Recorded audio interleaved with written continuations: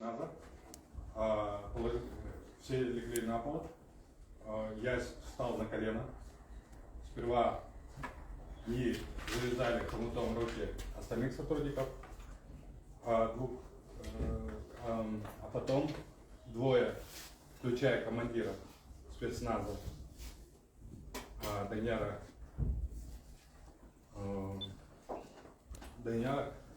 сели мне на спину.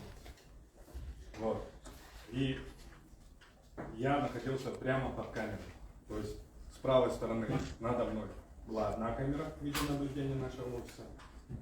Сзади в 3 метрах была сверху, смотрела на нас камера вторая видеонаблюдения. То есть фактически все действия спецназа были зафиксированы на эти камеры видеонаблюдения. В том числе наш инженер системы в ходе допроса на суде сказал, что видеонаблюдение и жесткий диск были в рабочем состоянии до изъятия. Вот. И все это фиксировалось на камерах видеонаблюдения. Что странно, когда меня положили на пол, один сотрудник спецназа сказал, чтобы я подогнул ноги. То есть я вот так лежал, он говорит, ноги подними, подогни. Я подогнул ногу, как раз ту ногу, в которой был карман, задний карман которого были подложены наркотики. Криминалистическая запись видеонаблюдения эти действия не снимала, потому что якобы они не смогли зайти в кодовую дверь, исполняли, находились в это время вне территории офиса. По нашим подсчетам, где-то около минуты не велась запись видео криминалиста. И только после того, как меня связали, вошел следователь Асанакунов, которого вы, господин судья, отказали в допросе, мотивируя это тем, что якобы все меры по принудительной доставке этого следователя в суд были приняты, хотя мы и я считаю, что это не так. Это была только формальная отговорка для того, чтобы не допрашивать основного участника фальсификации моего дела. В дальнейшем, как он вошел, он спросил, следователя Асанакунов спросил, кто здесь главный.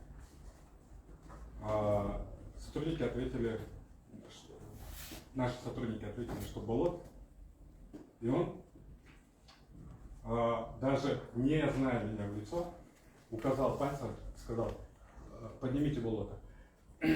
То есть он заранее знал, как я выгляжу и кто я. Вот. Сотрудники спецназа тут же меня подняли. И он ткнул мне в лицо протокол обыска, зачитал его. Я сказал, что я без адвокатов ничего не буду подписывать и ничего заслушивать не буду. Несмотря на это, они продолжили свои действия по обыску. Вот.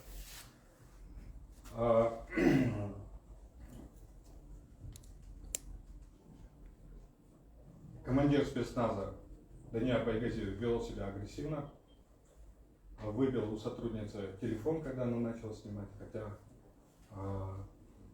предварительно он, следователь Асанакунов, разрешил съемки, но тем не менее командир спецназа и вообще в ходе всего обыска руководил действиями сотрудников правоохранительных органов не сам Асанакунов, который является главным следователем при обыске, а командир спецназа Даниэр Байгазиев в маске. В дальнейшем появился еще некий человек в капюшоне, в маске, в марлевой, не марлевой, но вот это вот, медицинской маске. Он не присутствует ни в показаниях сотрудников правоохранительных органов, ни в протоколе обыска, нигде его нет. То есть этот человек неизвестный присутствовал при обыске, он руководил совместно с Даниаром Байгазиевым операцией, потому что если вы посмотрите даже видео криминалистов, то вы увидите, что перед тем, как дать приказ нашим сотрудникам вывернуть все карманы и вытащить из кармана все, он для подтверждения, ну то есть он сказал вопросительно, а теперь из карманов вытаскивайте, дал приказ и, соответственно, и оглянулся на этих двух товарищей, на Даниара Байгазиева, неизвестного в маске и в капюшоне. Те его подозвали. Вот на видео видно, что они его подзывают, вот, и что-то ему выговаривают. Он еще раз повторил приказ сотрудникам наших, чтобы все по очереди выкладывали из карманов все содержимое. Несмотря на то, что и следователи в ходе следствия, и вы, господин судья, и прокурор, несмотря на то, что вы пытаетесь навязать понятие добровольности, постоянно повторяя, когда Володя Тимиров вытащил добровольно из кармана и так далее, где вы находились, задавая такие вопросы с акцентом на добровольность, я могу сказать, что в присутствии спецназа, в присутствии правоохранительных органов, когда правоохранительные органы дают приказ, ни о какой добровольности не может быть речи.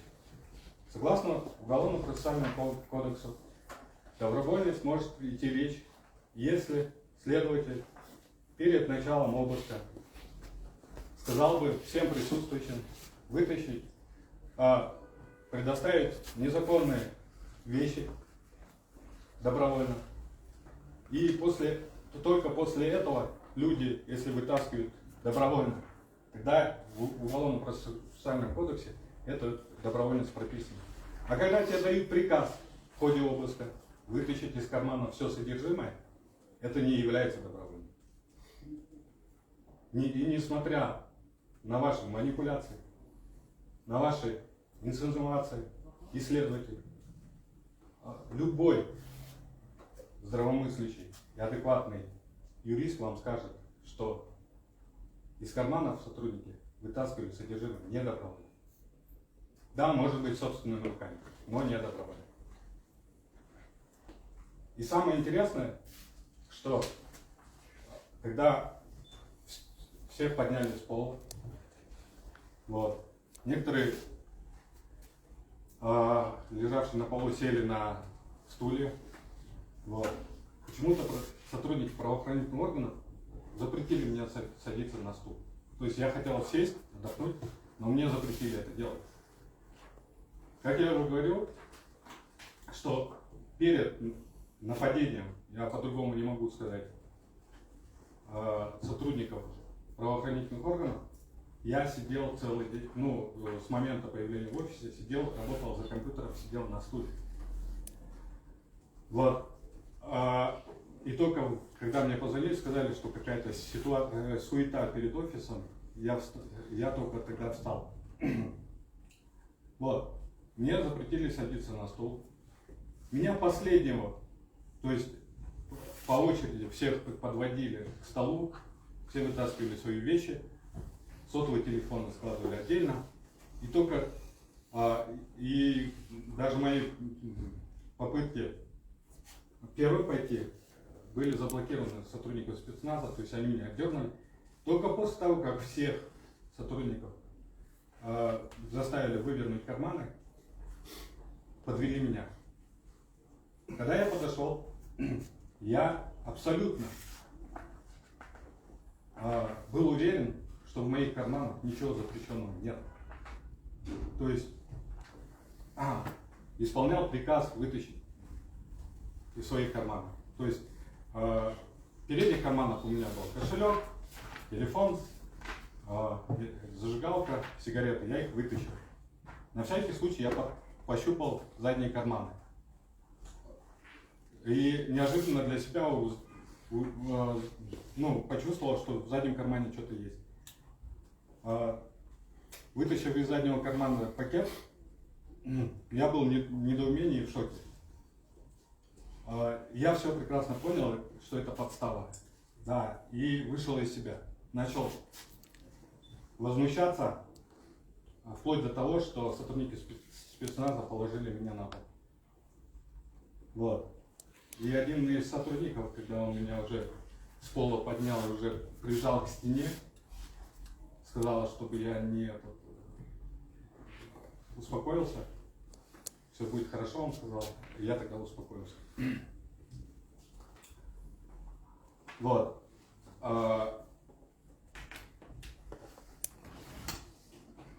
Дальнейшие действия были уже формальностью. То есть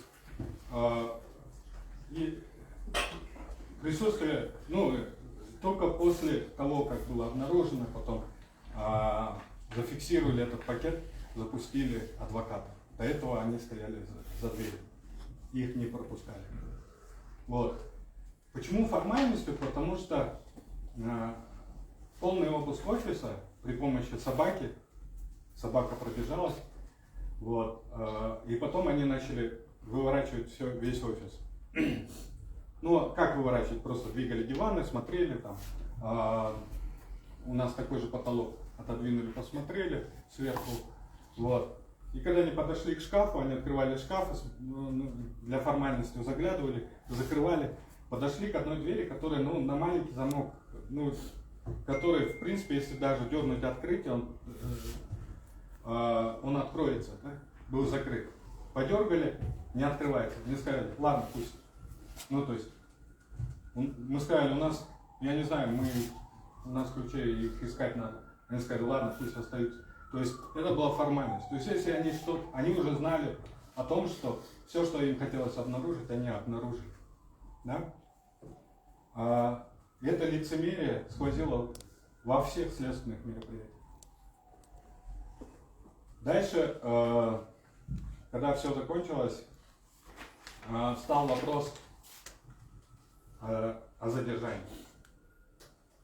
Мне не было предъявлено мой статус о том, что я задержан или что. К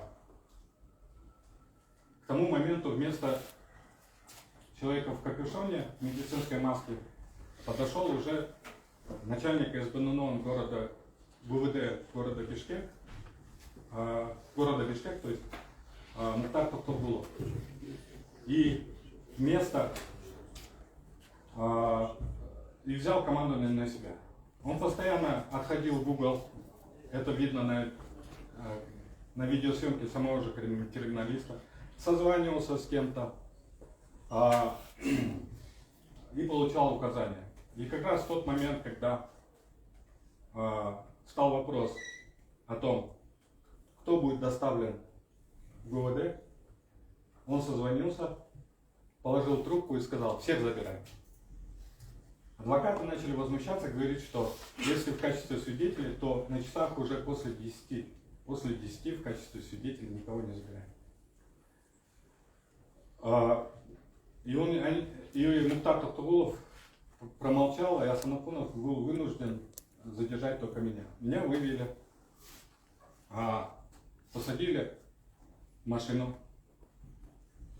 бусик, повезли в ГУВД. В ГУВД где-то около часа меня держали в этом бусике. То есть я был абсолютно не знал, для чего меня держат, выдвигается ли мне обвинение, в каком статусе я. Вот. Рядом сидели, охраняли меня сотрудники спецназа, заходили другие сотрудники спецназа в масках. Один из них даже подошел, сказал, что чтобы я не обижался, это их работа всего лишь.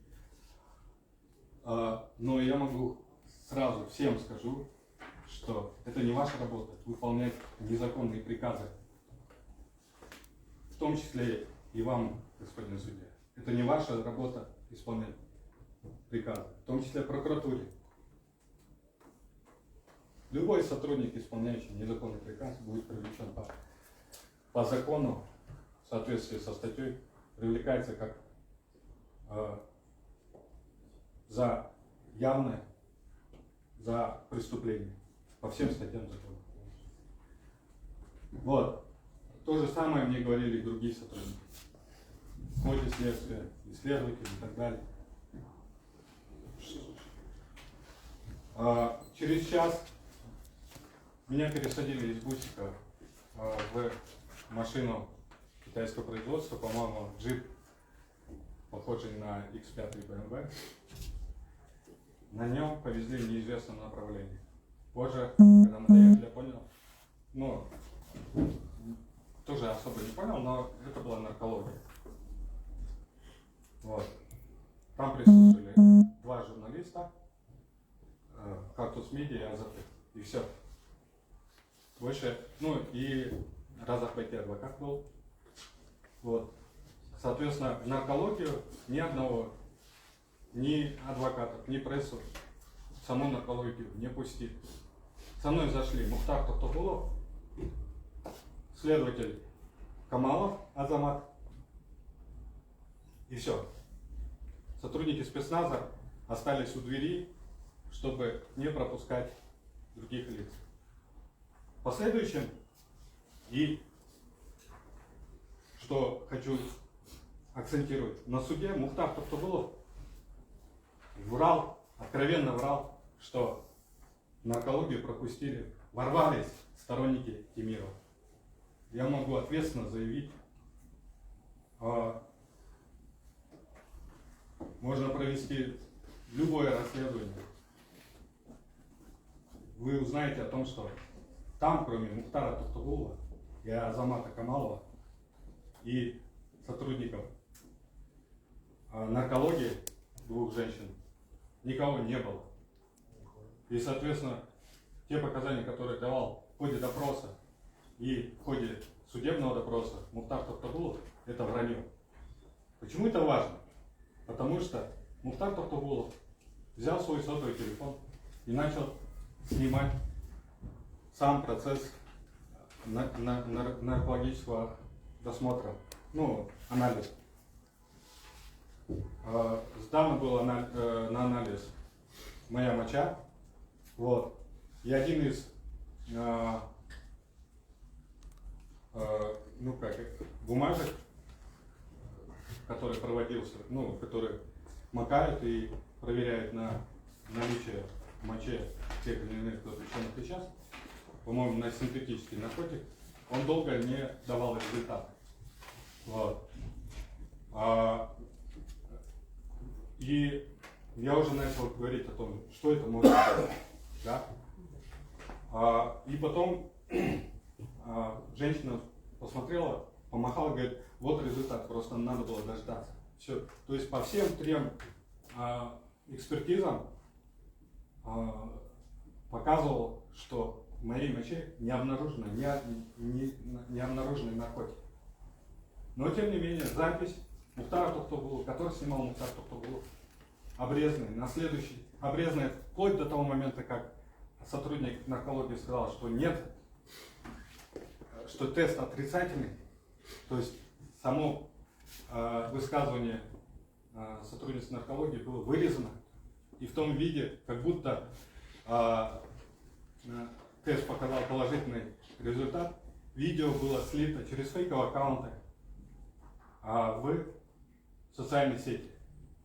То есть я открыто заявляю о том, что Мухтар Токтогулов передал записи неким людям, которые распространили это в социальных сетях. И на суде, и в своих показаниях Мухтар Токтогулов врал о том, что ворвались сторонники Темирова. Более того, есть видеозаписи самого Разаха Байти адвоката,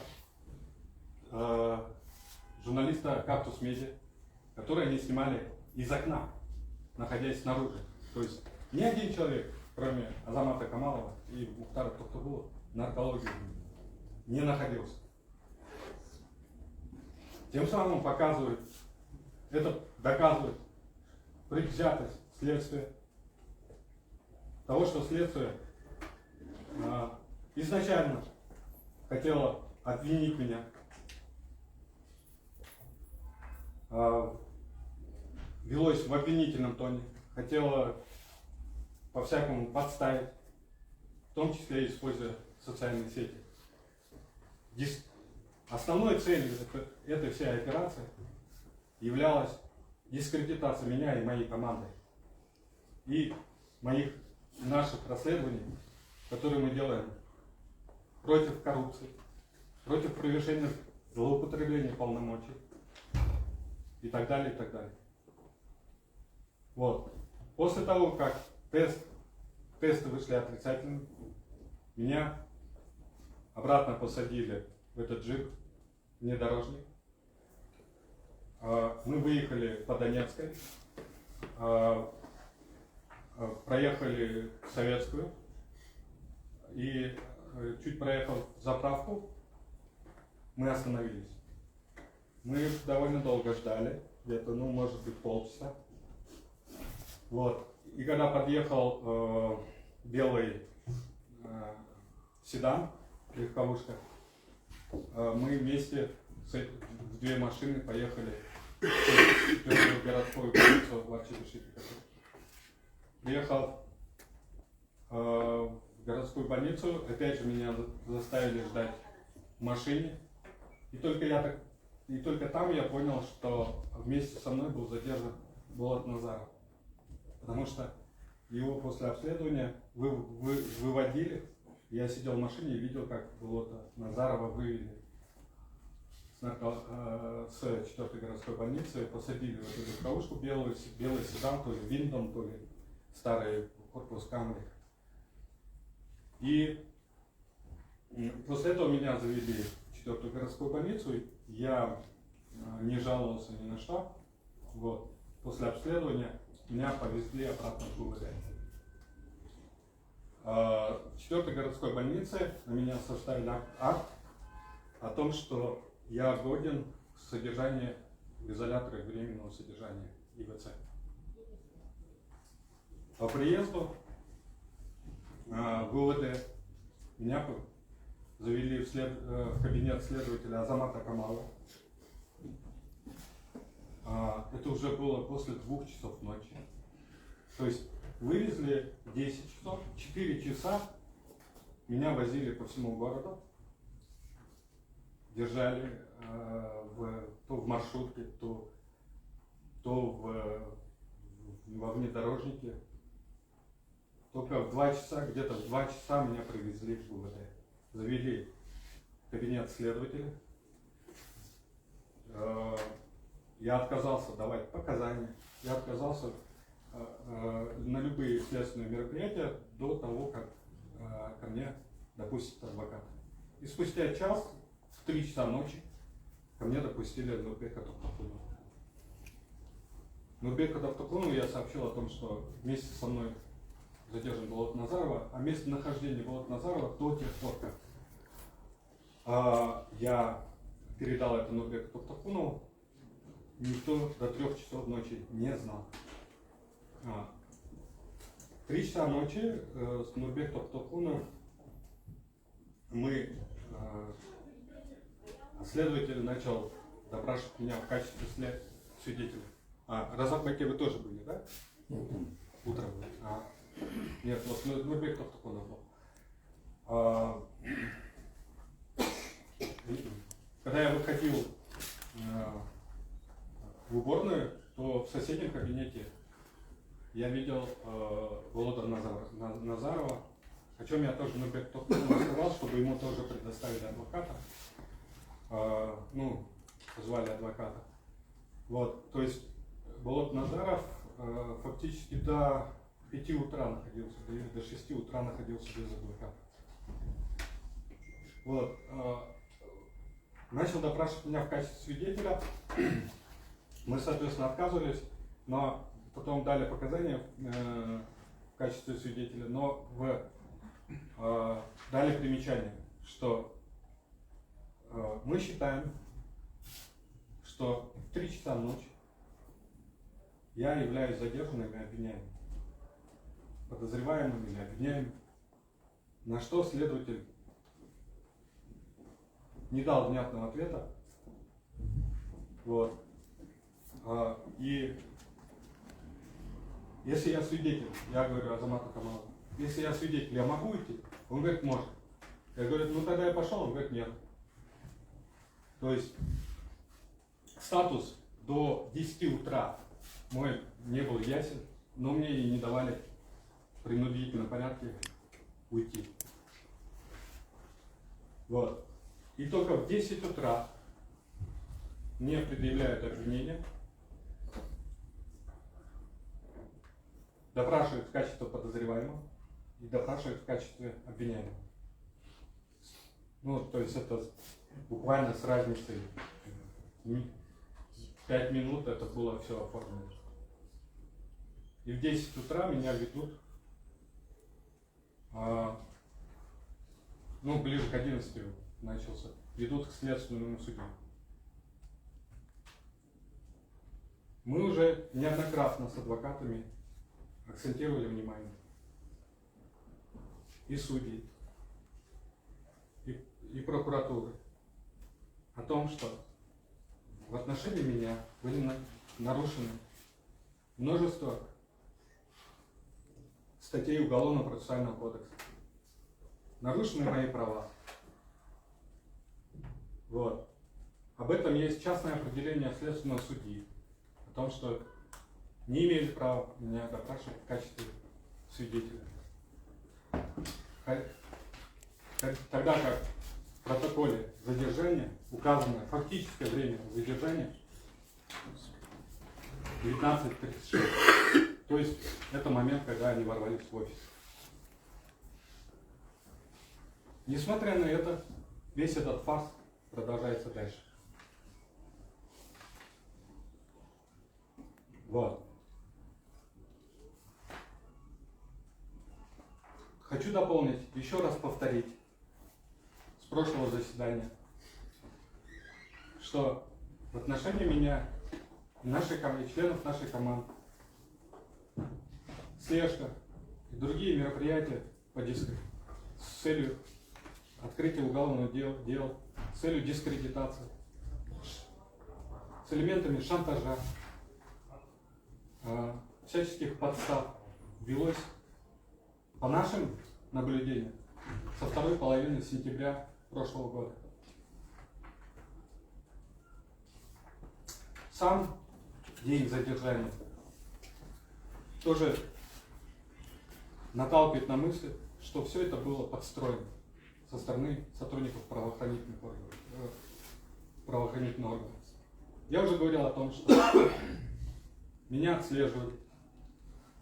Когда в 2 часа я вышел с мероприятия, день задержания, и со мной созванивались, спрашивали, буду я в офисе. Это было в 14:06.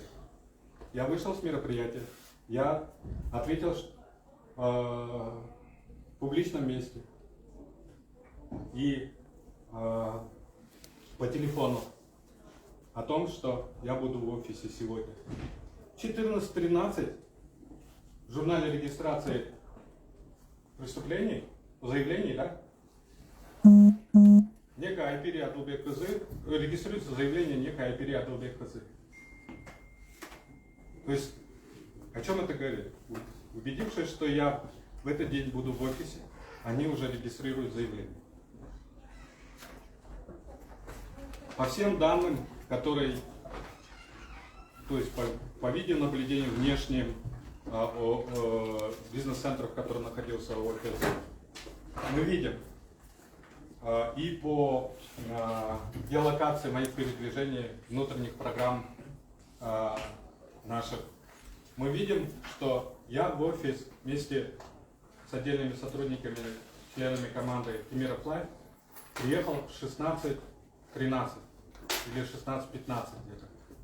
То есть И что удивительно, 16:27 или 23, спустя 10 минут после того, как люди убедились, что я нахожусь уже в офисе, в котором производилось задержание, регистрируется уголовное дело в ВРПП по заявлению Айпери Адалбек-ТЗ.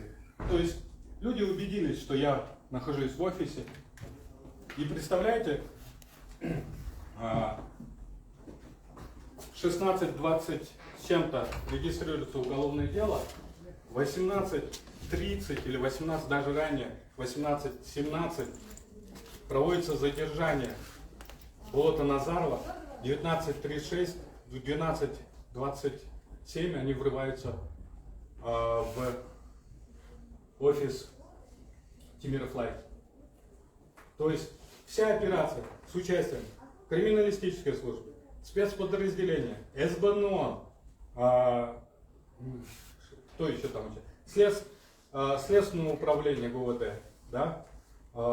Еще мы не раз говорили о том, что на улице дежурили абсолютно неизвестные сотрудники, которые не проходят ни по одному делу. Хотя те же сотрудники, которых мы допрашивали, оперативники, они говорят о том, что кроме вот этих следственных групп, которые были созданы для проведения обысков, никаких людей не было привлечено. Это же вранье. Мы это доказали в ходе следствия, в ходе допроса. Азамата, нашего сотрудника, когда он вышел из офиса, он был на улице во время вот этой облавы. Его трое неизвестных сопровождают и запихивают в офис. Кто эти люди? И все это было организовано в течение 2 часов. Можно, конечно, восхвалять сотрудников правоохранительных органов за столь оперативность, да, в разработке. Но я вам скажу, это так быстро не делается. Это операция, которая готовилась с сентября месяца прошлого года. То есть, посчитаем, октябрь, ноябрь, декабрь, январь. 4 месяца они готовили это. Но на показаниях в суде они врут. В самом деле этого нету. Все начиналось, как я уже сказал, все началось с 14 часов 22 января. День. То есть заявление принято. И 16:27 возбуждается уголовное дело. Потом допрашиваем сотрудников. Тех же оперативников, Мухтара Токтулова, начальника СБНО, криминалистов. И их показания не сходятся. Один говорит, что следственное поручение Асанакунов дал Мухтару Токтулову в его кабинете. И называет время где-то около 5. 16:30 до 17:00. Ну, ребят, если смотреть дело, то 16:30 до 17:00 Асанакунов допрашивал в качестве потерпевшей Айпери Адалбек-ТЗ. То есть, да, это возможно, что он допрашивает и одновременно раздает следственные поручения. Но эти же оперативники говорят, в кабинете никого, кроме них, кроме сотрудников, не находилось. А где была в это время Айпери Адалбек-ТЗ, который по документам дела в это время даже Асанакунов должен был допрашивать? И вот таких показаний очень много. В ходе допросов и криминалистов, и оперативников мы видели, как они увиливали от прямых ответов. И все точки над «и» мог поставить Асанакунов Аман, следователь. Но вы, господин судья, решили, что его нельзя допрашивать, что он отдыхает, и его личное право на трудовой отпуск в угоду какому-то Болоту Тимирову и его судьбе мы не можем нарушать.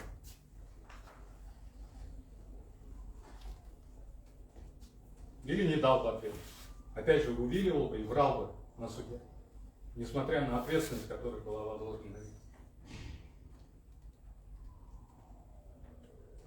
Опять же, очень много нарушений по проведению различных экспертиз в деле. Но это уже по-другому дело. Я перейду к 3 уголовным делам, которые вот так вот, как снег на голову, на меня вывалили 19 апреля, спустя, сколько получается, февраль, март, апрель. То есть спустя 3 месяца они накопали и сфальсифицировали еще 3 уголовных дела, которые они взвалили на меня 19 апреля. И там, естественно, были нарушения.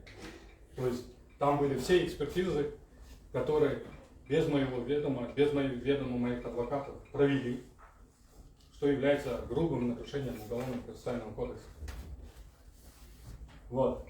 Теперь по этим 3 уголовным делам. Что они мне обвиняют? И как этот абсурд невозможно объяснить. Да? Может, можно? Разрешите, пожалуйста, уважаемый суд.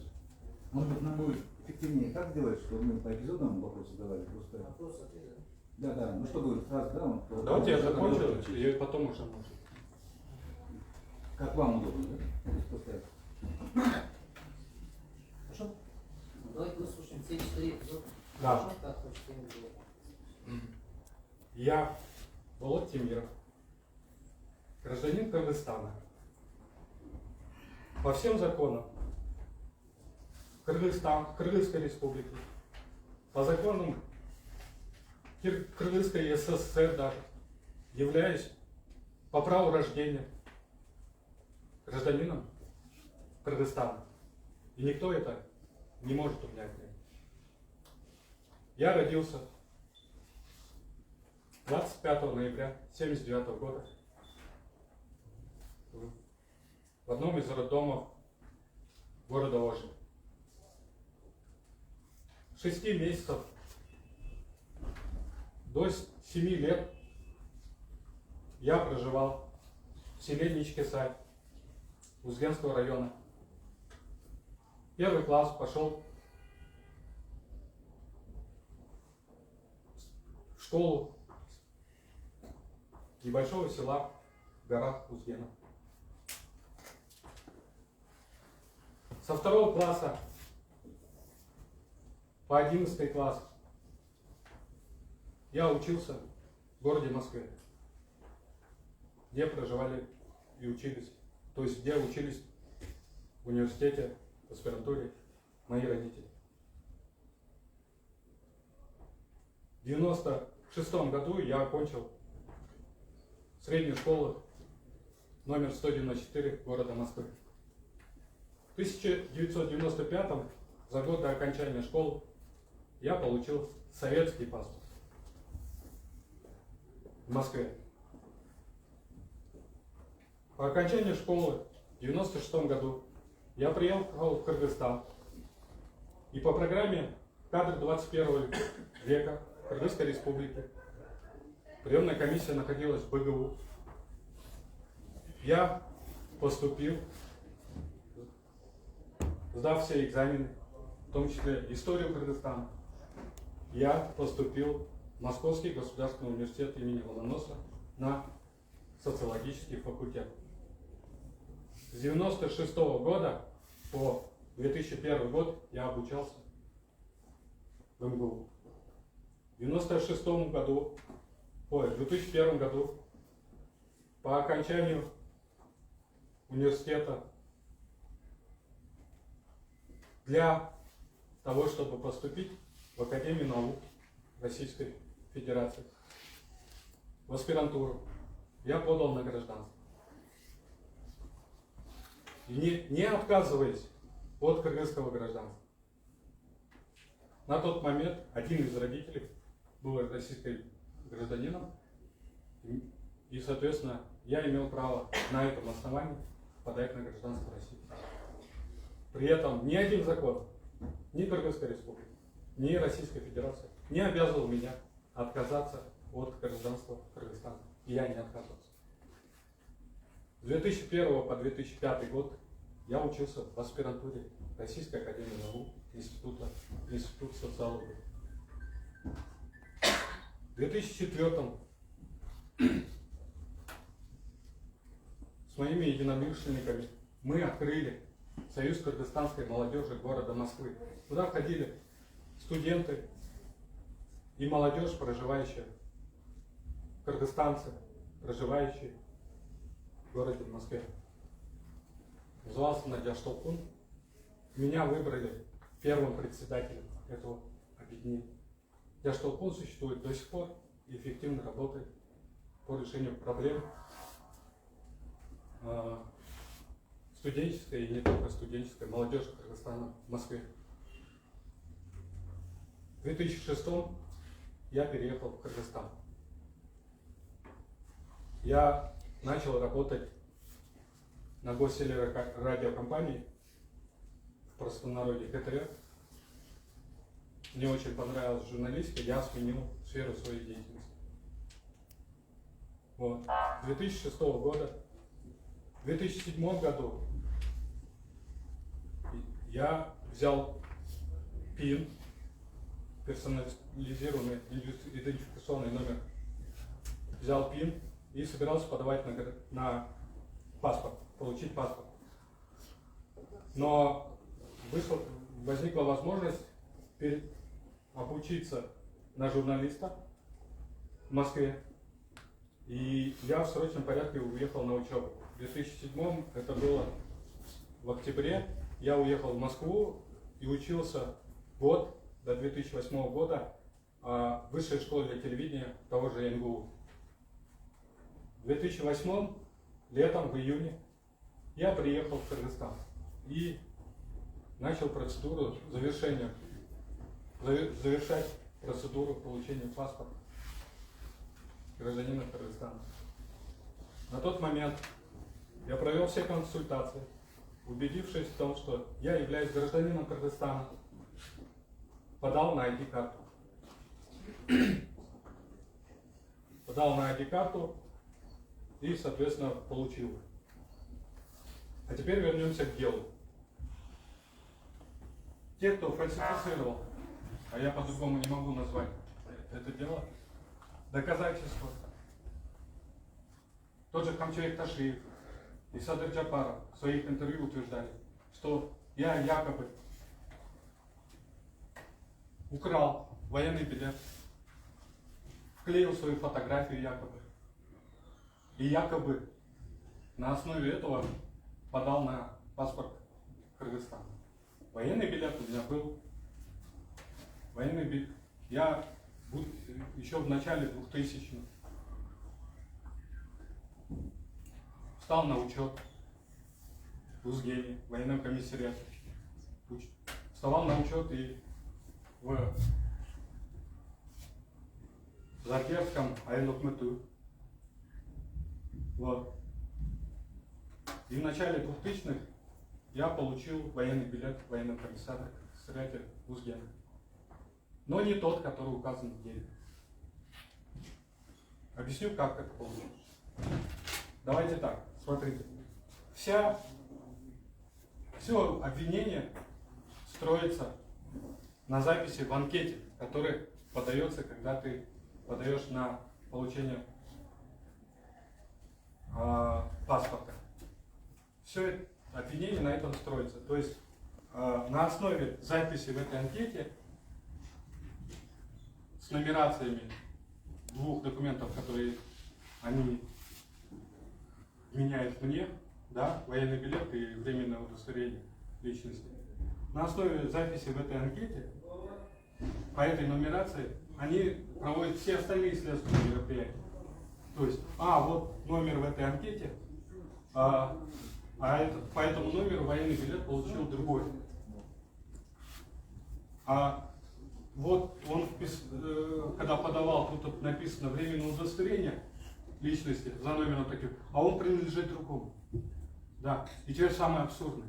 Вот эта анкета, на которой строится все это дело, эксперты Минюста, находясь вот здесь, давая показания, и в принципе в деле это есть, сказали, что эта анкета поддельная. И напечатана, со слов эксперта Минюста, эта анкета напечатана на простой бумаге А3. Там нету защитных волокон, там нету, не высвечиваются знаки при инфракрасном излучении.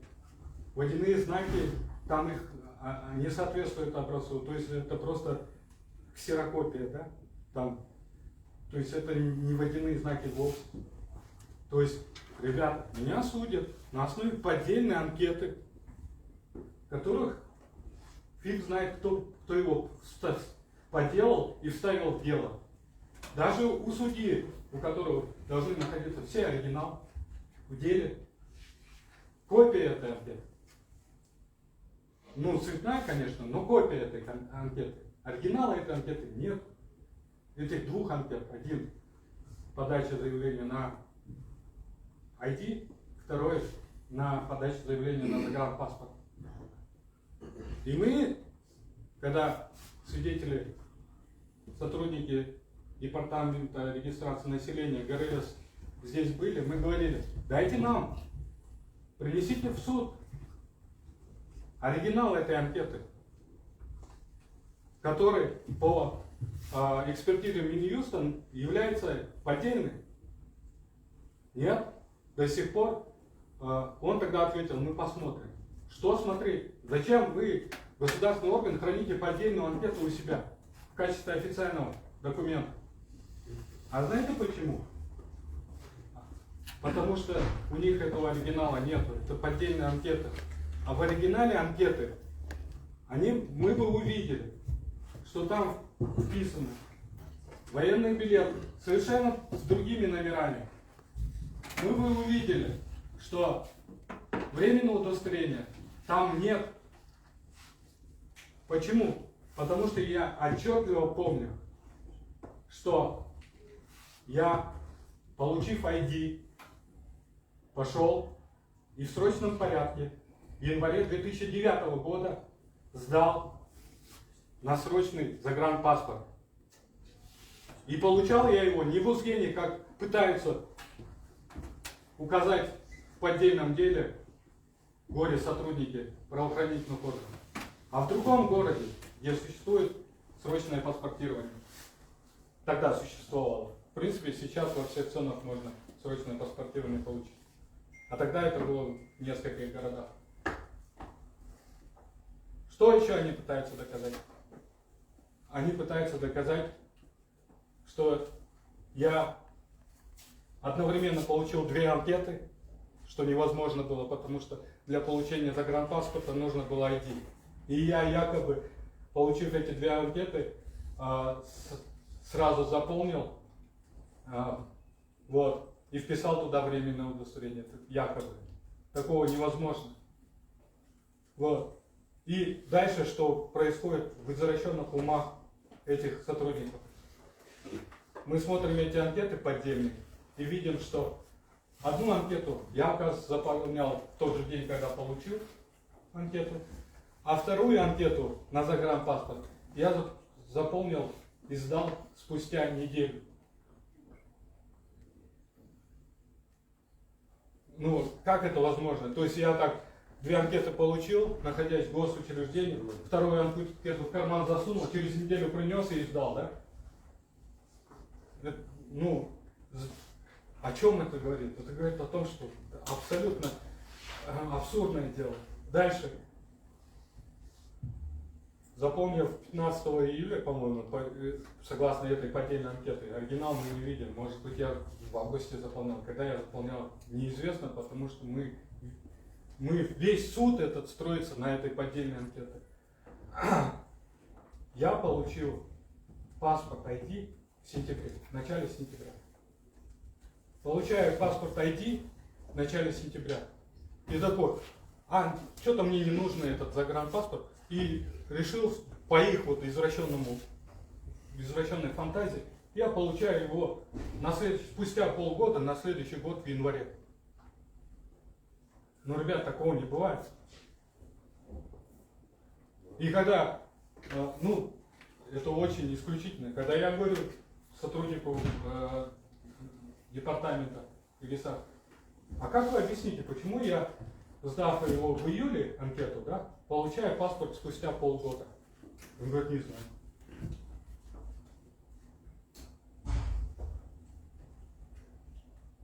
А суд продолжается дальше. То есть, будьте я на месте прокуратуры, судебных органов, мне приносят дело и говорят, вот, он подделал документы, где доказательства? Поддельно, вот доказательства, анкета, где вписаны эти документы. И по этой нумерации мы узнаем, что это не его военный билет, и не его временное удостоверение. Я бы сказал, вы что мне подсунули? И там же экспертиза идет, что это поддельная анкета. Вы что мне подсунули? Это же поддельная анкета. Почему я должен судить Болота Тимирова или передавать в суд дело Болота Тимирова на основе поддельной анкеты? Но это происходит. Прокуратура на ура в течение 1-2 дней отправляет это дело в суд, а суд это принимает. И уже сколько? Когда? В апреле начался? Да, апрель, май, июль, август. Мы уже 5 месяцев. Продолжаем этот суд, который основывается на поддельной анкете. Все дело упирается в поддельную анкету, которую эксперты Минюста говорят, это поддельная анкета. О чем это говорит? Либо некомпетентность, либо предвзятость.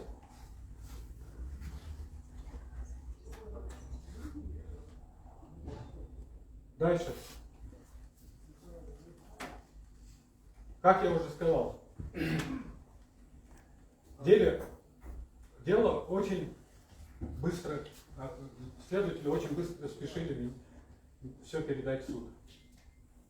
Дискредитировать через свои, через госканалы, через подконтрольные власти СМИ, через фейки, тролли в социальных сетях, меня и нашу команду.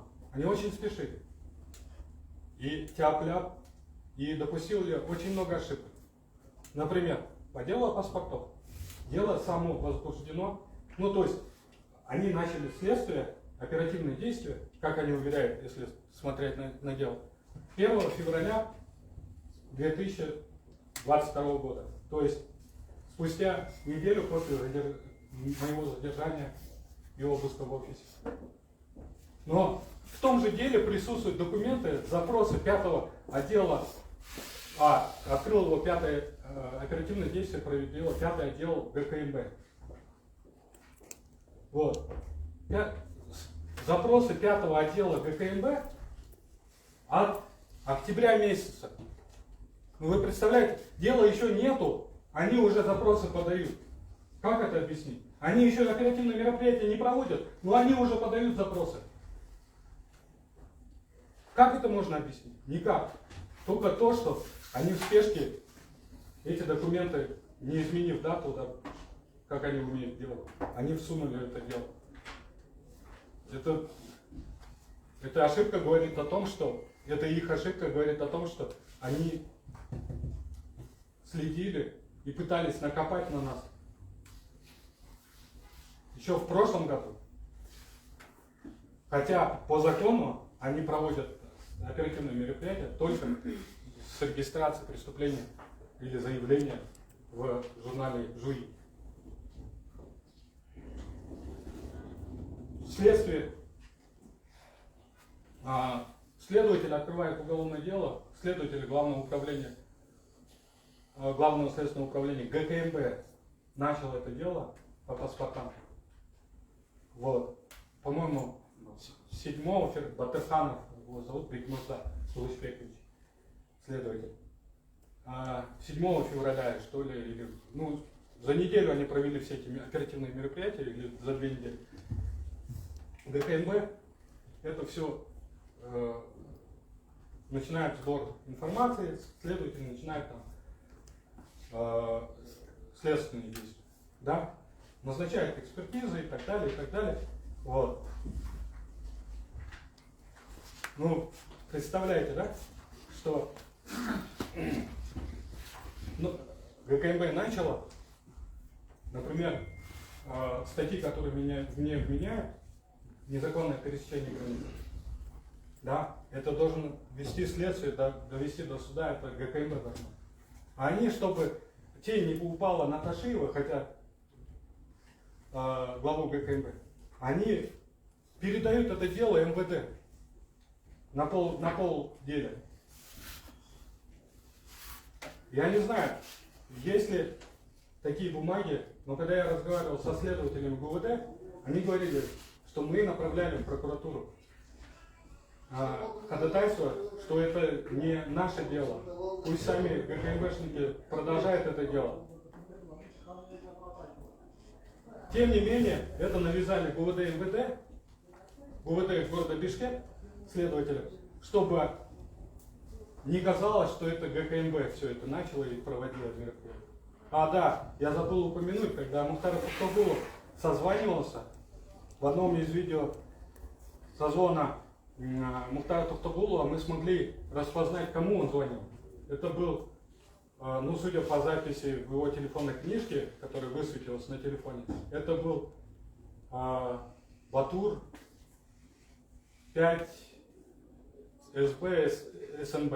Ну, то есть указывает на то, что он созванивался, возможно, с сотрудником 5-го отдела ГКМБ. Вот. И следователь Камал, взяв все это дело на себя, а там была следственная группа из 15 человек было. Вот. Возглавлял его следователь Камал, взяв все это на себя, назначает экспертизу, назначает различные мероприятия, которые вообще, когда создается следственная группа по УПК, по Уголовному процессуальному кодексу, в течение 7 дней после создания следственной группы об этом должны были известить обвиняемого, ну, подозреваемого и его адвокат. Я узнаю это через 3 месяца. Зачем скрывать? Потому что у меня уголовное дело. Зачем идти на нарушение закона со стороны следователя? Многие вопросы, которые сейчас я задаю и задавали в ходе допроса свидетелей, они остаются без ответа. Потому что, ну, при этой власти мы на них никто на них не ответит. Вот. Экспертизы. Когда назначается экспертиза, то есть я должен участвовать при этом. Назначили экспертизу там по, скажем, по сверке подписей в анкете, да? Я должен в этом участвовать. Может, у меня есть вопросы к экспертам дополнительно, но мне отказали в этом праве. То есть 19 апреля мне сунули кучу бумаг, подпишись вот здесь вот о назначении экспертизы, что ты согласен. Я, конечно, подписываю, но в примечании говорю, меня при назначении экспертизы не было. То есть на все это, на все эти нарушения в ходе следствия все закрывают глаза. Мы подавали заявления на сотрудников, мы подавали заявления на вот эти вот нарушения, на все подавали заявления, ходатайство, но везде нам отказывают. Единственное, нам, товарищ господин судья, не отказал, вызвали там некоторых свидетелей. Да? О чем он постоянно говорит, я же иду на суд. Вот. То есть 19 апреля фактически готовое уголовное дело мне сваливают на подпись.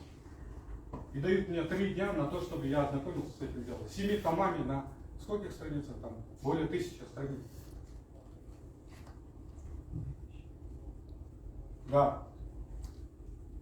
Я в течение 3 дней, ну, 4 дня, по-моему, получилось, в конце концов.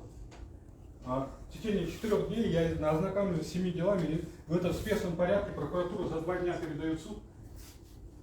И первое заседание проходит, вот 19 апреля мне дали дело на руки. уведомили о том, что у меня, оказывается, на меня бы возбуждали дело, и вот оно уже закончено.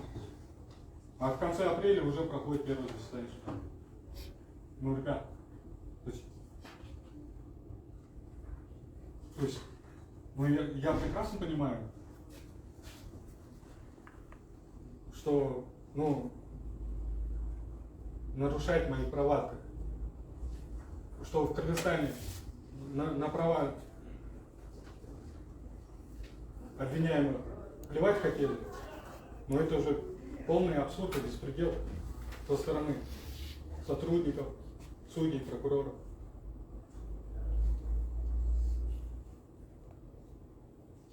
Вот.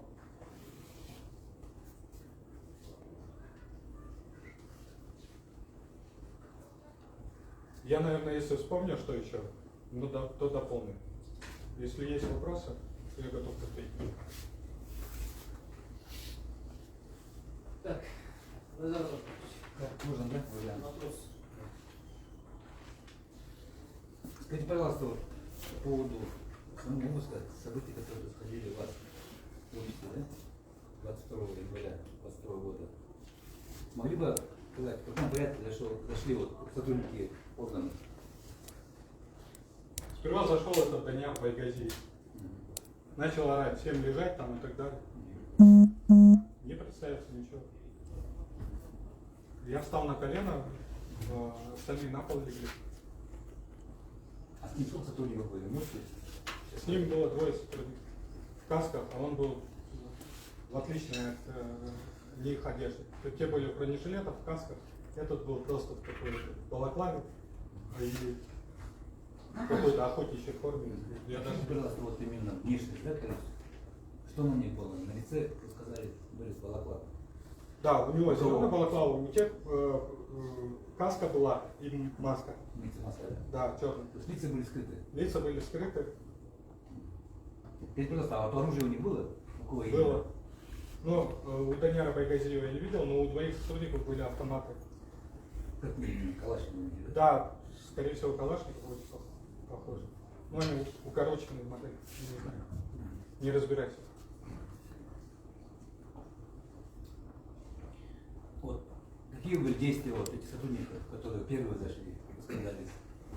Ну, то есть они, Даниар Байгазиев начал кричать, чтобы легли на пол, а остальные, ну, кроме ко мне почему-то в последнюю очередь подошли, а так очень грубо нашим сотрудникам, тех, некоторых пинали даже, вот, закручивали руки, завязывали.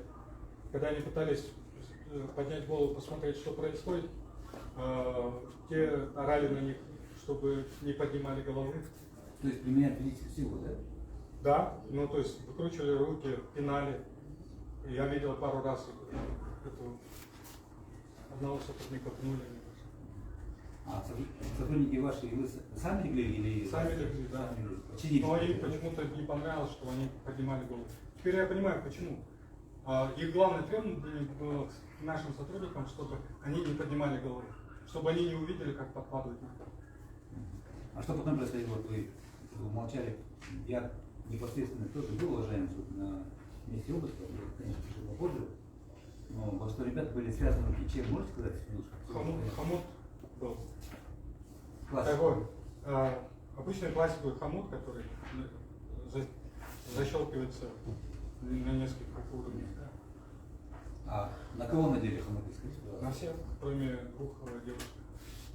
То есть женщины, получается, их даже не ложили на пол, они сидели? Да, они сидели. А 4 лица мужского пола, я так понимаю? Да. Потом они положили, завели, ну, вот я говорил о том, неизвестные сотрудники, которые на улице находились, завели Азамата, его тоже положили. Тоже хомут? Тоже хомут завязали. Ну, не положили, по-моему, копнули его к стене его лицом. Скажите, пожалуйста, вот вы сказали, что трое зашли, а вот следователи, эксперт?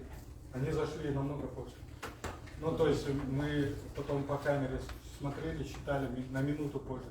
За минуту те успели уже всем связать руки, положить, двое сели на меня, вот. И только после этого зашли следователи с этим более товарищами из криминалистической службы. А через какое время можете уточнить? Через минуту. Ну, откуда было здесь? Так вы? Но мы- Минута, не 2 минуты. Нам предоставили камеры видеонаблюдения арендаторы. Мы посчитали.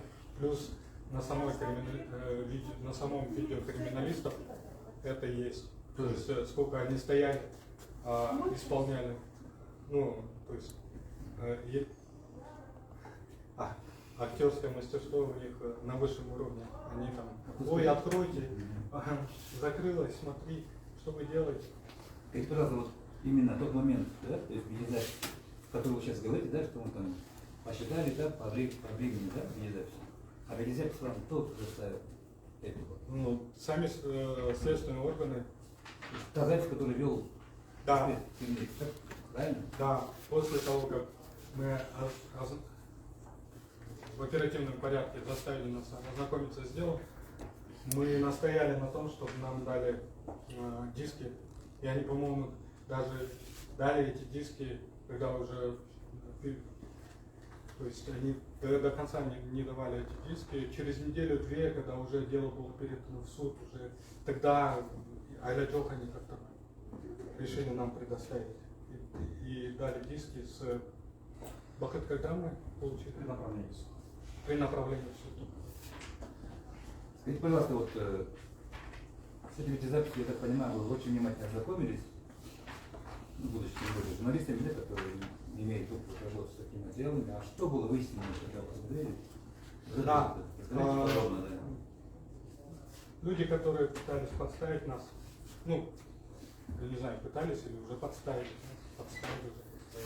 вот, они невнимательно посмотрели видео самого же криминалиста, а мы послушали звуки и увидели то, что этот Данияр Байгазиев, стоя у дверей с кодовым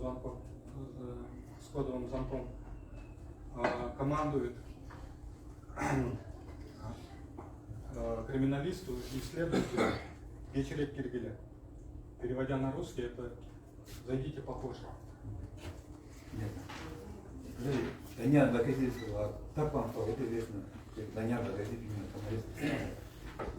Мы провели собственное расследование, вот, сверили голос, сверили телосложение и форму глаза. Помимо этого, у нас достаточно источника, которые подтвердили, что это Данияр Байгазиев лично сам. С помощью каких средств такой, знаете, Ну, это обычные фото, видео, сопоставление, монтажные программы, которые позволяют сопоставить телосложение, звуки и так далее. Может, это в открытом доступе есть на YouTube-канале? Просто вы же, я так понимаю, обратились к людям в Кыргызстане, да, вообще? Мы делаем свою работу, мы занимаемся расследованием. Журналистами? Да. Через посредством журналистского расследования? Да. И мы абсолютно имеем право расследовать собственное дело тоже. И это даже очень, скажем, очень, ну, нам проще, потому что мы знаем, ознакомлены с материалом дела, нам предоставили видеоматериалы, которые мы могли обработать, посмотреть, анализировать. Скажите, пожалуйста, вот вы сказали, что пришел следователь и эксперт через минуту, как вас там положили, да, и зашли из мазовцы. А что потом происходило? То есть основные действия какие были следователи, которые, по идее, руководят этой? Но он пытался ознакомить меня с протоколом обыска или с постановлением о обыске. Вот. Я отказался это делать, потому что без присутствия адвоката я считаю, что это мое право. Требовать адвоката. Вот постановление о производстве неотложного обыска, уважаемый, есть дело 45, том 1. Там вам постановление объявили, предъявили вам на руки? Когда вот Нет, вот так вот перед лицом поставили. Я сказал, я отказываюсь, отвернулся. Вашей подписи нет, по-моему, предъявят? Да, Я сказал, я отказываюсь без присутствия адвоката. Когда адвокаты пришли, он даже не соизволил мне предложить подписать этот протокол. Хотя я четко, ясно сказал, только в присутствии адвоката я могу подписать. Есть, да, у вас, допустим, нет ни числа, ни даты, ни подписи, что вам предъявлено. Скажите, пожалуйста, вот когда вам, скажем так, предложили вытащить, да, из кармана все вещи, вы их вытащили, да? Из какого кармана? Не предложили, приказали. Приказали. Да, сейчас личный осмотр. Мне сказали, Что, то есть, вытащите спецназ все. был там, да? То есть Да, вы уже вытащите массово. все из кармана. Мгм. Там еще кто-то дублировал из спецназа, я вот не обратил внимания. И сейчас вспоминаю, что кто-то там вытаскиваете постоянно говорит. Ну, то есть подводили сотрудников наших к столу, и они уже у стола. То есть даже к столу они не сами подходили, а их подводили сотрудники спецназа. В протоколе обыска не написано, откуда был вытащен карман, да? Написано из кармана штанов. Можете пояснить суду, да, из какого кармана? Ну, из левого кармана. Ну, то есть вот так я пощупал, я уже рассказал, левый задний карман был. Левый задний карман. Да, потом они хотели резать карман, я уже сказал, ну, я не должен, имею право не способствовать моему обвинению. Я сказал, какой карман подложили, тот и режь. Они все прекрасно видели, с какого кармана я вытаскиваю.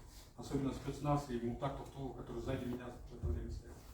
Ну, вы со всех карманов вытащили? Ой, не Мухтар Тухтулов, маска.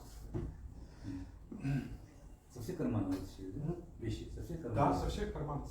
Я говорю, я был уверен, что сзади ничего нет. То есть даже я, так как был приказ, я даже сзади начал проверять. И к своему этому удивлению обнаружил там. То есть с 16 до 17:20 на протяжении, до 19, да? На протяжении 3 часов я сидел на стуле. То есть за это время, я не знаю, вот этот пакет с этим, он должен был. А, кстати, потом же они проверяли смыв рук, проверяли это. Ничего не было обнаружено. Скажите, пожалуйста, вот когда обнаружили, да, то есть вы на приказ, да, то есть вы исполнили, да, приказ вытащить из кармана все содержимое, да? То есть вытащили из кармана, что потом, какая ваша реакция, что вы говорили? Но здесь как бы цензура не позволит произносить те слова, которые Ну, может, в отношении иначе, сотрудников и тех, кто подставляет меня. Это вы сказали, что это вещь, которая изъята с заднего кармана, что это не Ну, ваше? сперва я был Заявили, удивлен, сказал, да. это не мое, ребята, посмотрите, это не мое. А потом я начал возмущаться и говорить, что какие давал оценку спецназу и следователям в очень грубой форме. Вы сразу заявили, что это не ваша вещь? Конечно. Что это, На видео это видно, я достаю, что это говорю, подкинуто, что это, говорили, да? да, что это подстава, что это подкинули, это не мое. Обращался к нашим сотрудникам как свидетелям. Ребята, посмотрите, это не мое. Потому что, ну, к сотрудникам правоохранительных органов, если они подставлять пришли, смысл было обращаться. Скажите, пожалуйста, вот кроме вас еще кому-то предлагали вытащить все из кармана содержимое? Всем. То есть я говорю, что каждого сотрудника они были в комнатах, подводили к столу, развязывали руки и говорили, вытаскивай все из кармана. Он вытаскивал все из кармана. Сотовый телефон сразу складывали в ряд на столе, а остальные вещи он клал обратно себе в карман. Ну, развязали хомуты, понятно, когда я пришел, они же сидели же с хомутами обратно одели хомуты? Да, обратно. То есть обратно привязали, да, вот, да? Они на полу сидели, после когда я был. Да. Потом, То есть только вам всем приказали? Вот, да, вытащить из потом кармана. в определенный момент у всех сняли хомуты ближе к концу обыска. Вот. И они лежали вот так вот. по земле эти хомуты. А когда меня все закончилось, меня начали связывать, выводить, я видел, как один из сотрудников собирал эти хомуты, считал, Не остались. чтобы они не остались. Да. Скажите, пожалуйста, вот были показания свидетелей, что сперва запретили видеозапись, да? То есть вы сами это рассказали. А, был, по руке ударил, чуть не выбил телефон. То есть запрет был на съемку? Да, запрет был изначально на съемку, когда... Нет, сперва следователь Асанаконов сказал, что да, можете снимать, мы тоже дублируем, можете дублировать, и так снимается. Когда это было? И когда он разрешил, она начала снимать, подходить там, по офису ходить. И этот Даниил Байгазиев выбил, ударил по руке и сказал, все, закрывайте. И в очень грубой форме обратился следователь, запретите снимать. То есть это тоже один из показателей, что главным в приходе при обыске был не следователь, а вот этот Даниил Байгазиев. Кстати, он участвовал при задержании Телехмата Куренова, тоже который, Дениса Молдахматова. Скажите, пожалуйста, вот запрет был все-таки, да, когда разрешили?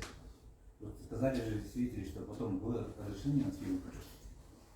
Но когда уже вытащили, по-моему, только когда вы пришли, только тогда разрешили съемки. И Когда вас нашли уже наркотики, да? То есть... Да, когда уже нашли, когда уже пустили адвокатов, они разрешили съемки, и мы уже на профессиональную камеру начали снимать дальше. И на нем мы сняли, как этот Мухтар Токтагулов постоянно ходит в угол, с кем-то созванивается, и после созвона дает он указания. Не следователь, который там главный, а оперативник, который вообще, по идее, не должен давать указания сотруднику. Скажи, пожалуйста, вот когда... И все это зафиксировано на видео. Так, разобрался. Да? Остановимся. Завтра продолжим в 10:00. Присаживайтесь. Заседание опять.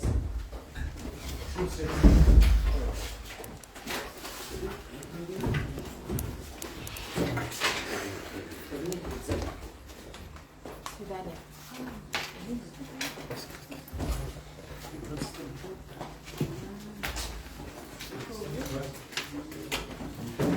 Судья наш устал.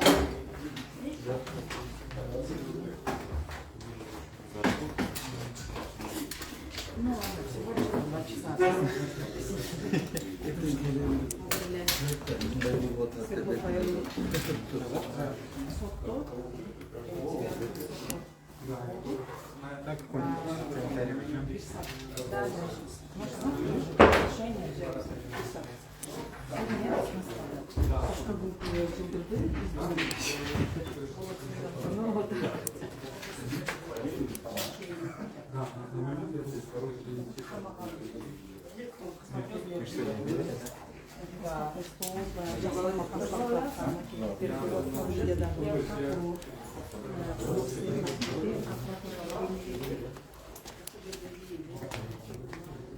Урматтуу поликлиника медиасынын көрүүчүлөрү, азыр эле журналист Болот Темировдун соту өттү. Да, иш эртеңки саат 10:00 жылдырылды. Сот Светлов районунда өттү. Эртең саат 10:00 улантылат.